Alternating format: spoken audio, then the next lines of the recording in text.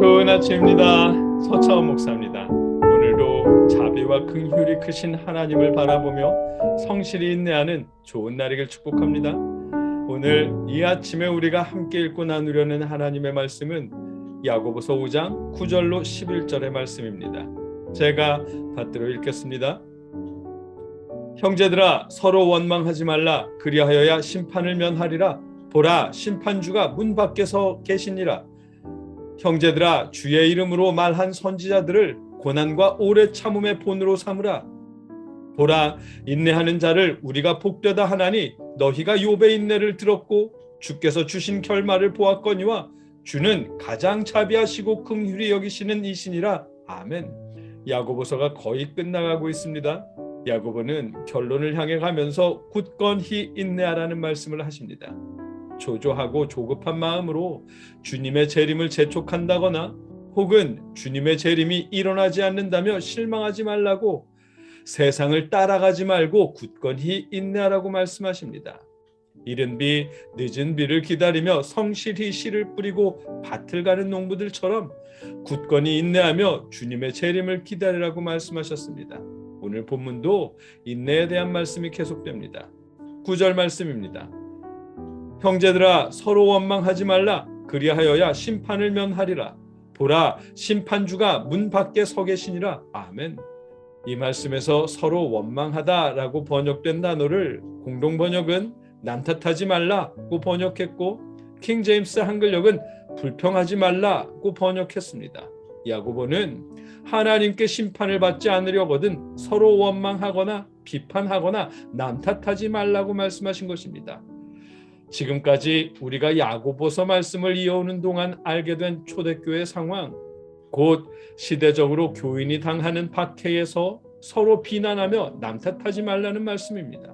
또 교회 내부적으로 가난한 자와 부자의 차별, 분열과 다툼 혹은 종교적 이유나 부자에 대한 징후 때문에 저지르는 살인 등에 함께 휩쓸려 놓고 그 모든 일들에 서로 비난하지 말라는 말씀입니다. 서로 원망하고 불평하며 핑계를 댄다고 심판을 면할 수 없습니다. 그래서 서로 원망하지 말라. 그리하여야 심판을 면하리라고 말씀하십니다. 다른 사람을 탓하는 예는 창세기 3장에서 찾아볼 수 있습니다. 아담과 하와가 선악을 알게 하시는 나무의 열매를 먹은 후 하나님께서 열매를 먹었느냐고 물어보셨을 때 아담은 하와를 핑계 삼았고 하와는 뱀 탓을 했습니다. 그런데 아담에게 하와를 주신 분은 하나님이시고 세상에 뱀을 창조하신 분도 하나님이시기에 서로를 탓하는 그들의 핑계는 결국 하나님을 탓하는 것입니다. 그렇기에 서로 비방하고 탓하는 것은 하나님의 심판을 면하는 방법이 아닙니다. 심판을 면하는 방법은 회개입니다. 그리고 그보다 더 원천적으로 심판을 면하는 방법은 그들에게 휩쓸리지 않고 굳건히 자리를 지키며 인내하는 것입니다. 10절 말씀입니다. 형제들아, 주의 이름으로 말한 선지자들을 고난과 오래 참음의 본으로 삼으라. 아멘. 하나님의 이름으로 하나님의 뜻을 전한 대부분의 선지자들은 하나님의 통치, 하나님의 나라를 사모하며 경건에 힘썼습니다. 하나님의 말씀을 듣고 기도하며 제자들을 가르치는 일에 집중하느라 가난할 수밖에 없었습니다.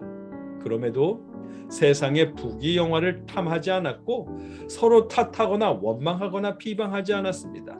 야고보는 그들을 본받으라고 말씀하시는 것입니다. 시대적 박해나 고난, 교회 내적인 불화 속에서 서로 탓하거나 원망하지 말고 선지자들처럼 인내하라고 말씀하십니다. 왜냐하면 인내하는 자들은 지난 야고보서 1장 12절에 시험을 참는 자는 복이 있나니 이는 시련을 견디어낸 자가 주께서 자기를 사랑하는 자들에게 약속하신 생명의 면류관을 얻을 것이기 때문이라. 아멘. 이 말씀처럼 하나님과 함께 거하며 약속하신 생명의 면류관을 얻을 것이기 때문입니다. 11절은 그래서 이렇게 말씀하십니다. 보라, 인내하는 자를 우리가 복되다 하나니. 아멘. 인내하는 자들은 생명의 면류관을 얻고 하나님과 함께 거할 것이기에 복된 자들이라고 평합니다. 복된 자들인데도 박해받는 것은 그들의 잘못 때문이 아닙니다. 그 사실을 욥의 예로 들어주십니다.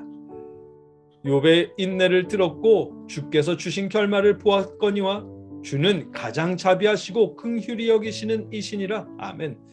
욥은 의로운 자였습니다. 그럼에도 환난을 겪었고 자신이 겪는 고난 속에서 하나님을 원망하거나 불평하며 배교하는 대신에 끝까지 인내하며 의인이 겪는 고난에 대한 지혜를 구했습니다. 욥이 인내하며 지혜를 구한 결과는 욥기 42장 5절에 내가 주께 대하여 귀로 듣기만 하였사오나 이제는 눈으로 주를 배웁나이다. 아멘. 하나님을 직접 보고 대면하여 알게 되는 복을 받는 것이었습니다.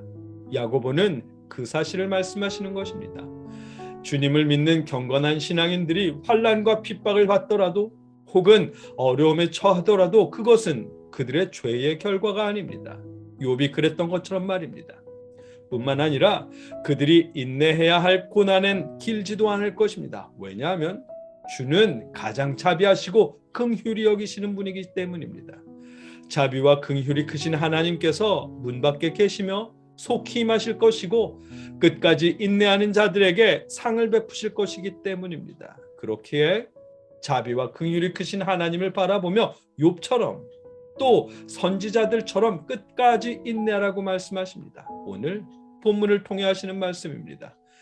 이 말씀을 우리 시대에 적용해도 마찬가지입니다. 뉴스를 볼 때마다 부정하게 부자가 되는 사람들을 보게 됩니다.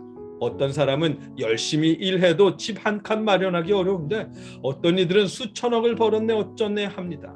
교회에 의지해보고자 해도 교회들조차 서로 고발하고 분쟁하기 바빠 보이고 하나님이 계시다면 이런 모습을 그냥 두실 리가 없다는 생각도 듭니다. 의로운 사람들이 나서서 잘못된 것을 바로잡아야 할 것처럼도 여겨집니다. 어쩌면 당연한 마음일지도 모르겠습니다만 그러나 오늘 하나님은 이렇게 말씀하십니다.